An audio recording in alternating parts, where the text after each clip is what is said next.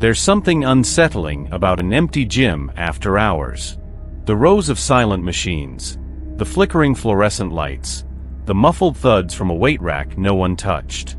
But what if you weren't actually alone? What if someone or something refused to leave, even after death? Story 1. The Shadow in the Sauna. Tom wasn't a superstitious man, just a solo traveler stopping by a 24-hour gym attached to his hotel. After a long day on the road, he wanted to unwind in the sauna.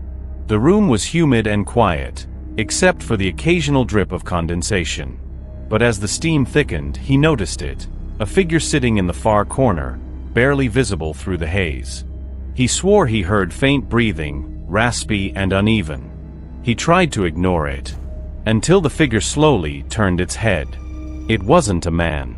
The eyes were hollow, sunken pits, and yet they stared right into his. Tom bolted out, dripping wet, but the hallway outside was dead silent. Later, he found out the gym sauna had been closed for months, after a guest was found unresponsive inside.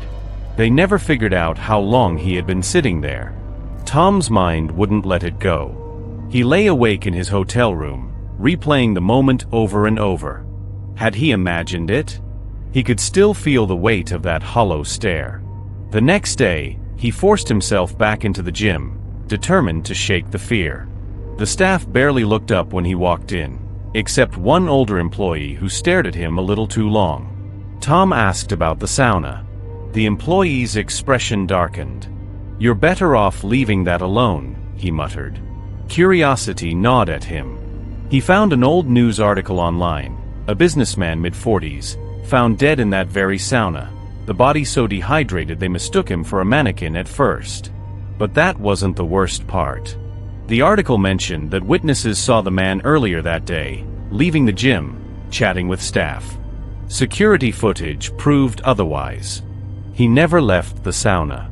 That night, Tom woke up to the smell of burning cedar and hot steam in his hotel room. His skin felt damp. He wasn't sweating, it was condensation. He reached for his phone, but his hand hit something wet and rough on the nightstand. A gym towel. He hadn't brought one back with him. The towel smelled like old, stagnant sweat. Tom fled the hotel before sunrise. He never looked back. Story 2. The treadmill that never stopped. Claire loved her late-night runs. The gym was nearly empty at 2 a.m., just her and the rows of unoccupied machines. Except for one treadmill. It was running. The belt moved steadily, but no one was on it. Thinking someone forgot to turn it off, Claire approached, and noticed something strange.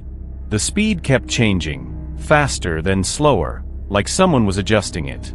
Her stomach tightened when she saw the control panel. The buttons were pressing themselves. She felt a cold breeze on her neck and turned, expecting someone behind her. No one. But when she looked back at the treadmill, it wasn't empty anymore.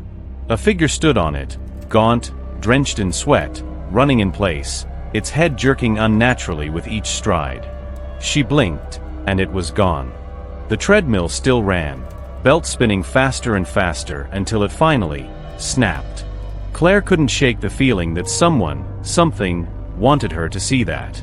The next day, she asked a trainer about the treadmill. His face paled. "That machine's been broken for weeks," he said quietly. "We can't get it to stop running." Determined to prove she wasn't imagining things, Claire returned to the gym that night. The treadmill wasn't running this time. It was worse.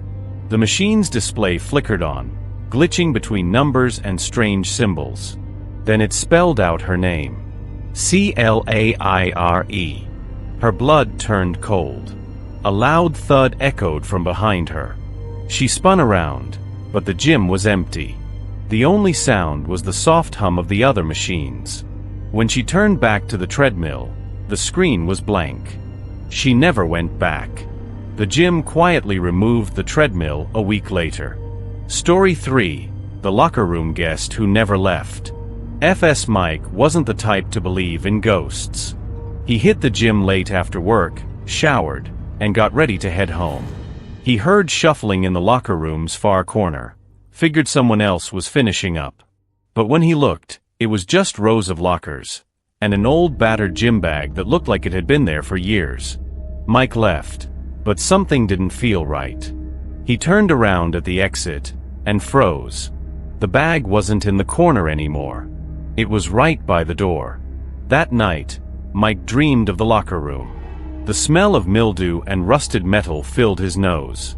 In the dream, he wasn't alone. A man stood by the mirror, his back to Mike, head tilted at an unnatural angle.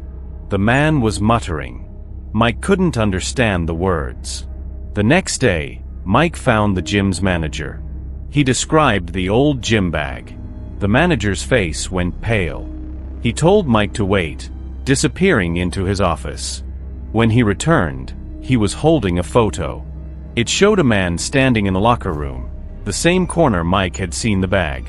He used to work out here every night, the manager said.